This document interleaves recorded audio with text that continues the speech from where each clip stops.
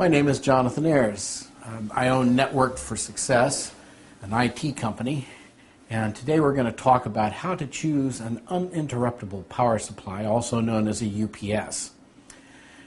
Now the question arises immediately, how do I pick a UPS when there are so many available, and what parameters do I look for?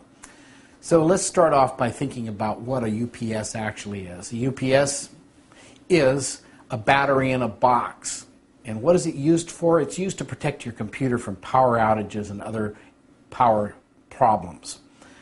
You could have a power outage caused by the electricity company coming into your house or by a component in the computer breaking. It could be a fan or some other device that would want to turn the computer off or cause a problem with the way it's running.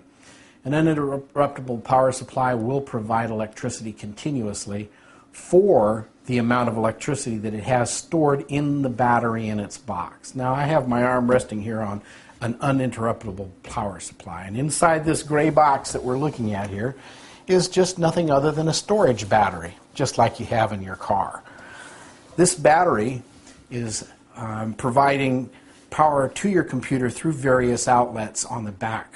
And we look here in the back and we can see that we have a number of cords plugged in, and these cords will be going directly to your computer. And we also have some other possibilities on the back of an uninterruptible power supply. We have a serial cable outlet, and we also have protection for a telephone and a fax modem. And what that protection is basically not just to always provide electricity, but also for spikes in electricity.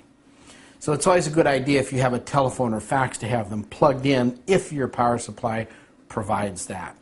Now the serial port that I have my finger pointing out over here on this side is for monitoring the UPS.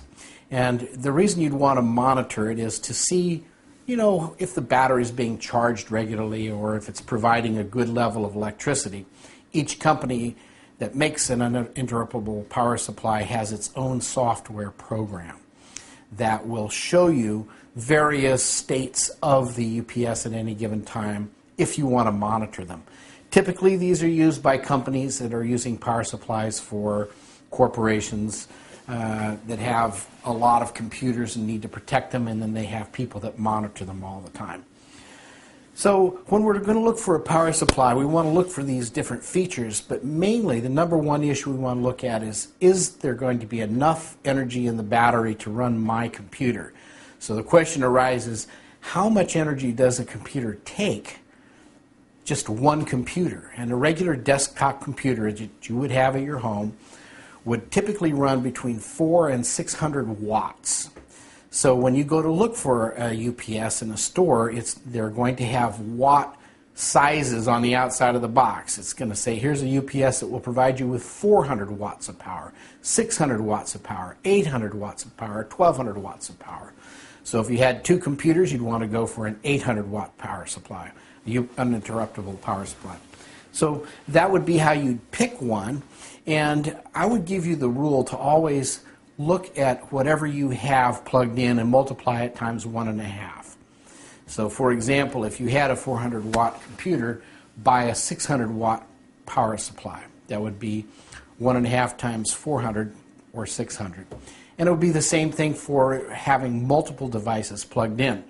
So if you had your fax machine plugged in, you'd want to find out how many watts that fax machine operated on, add that into the equation, and then give yourself a 50% buffer or 1.5.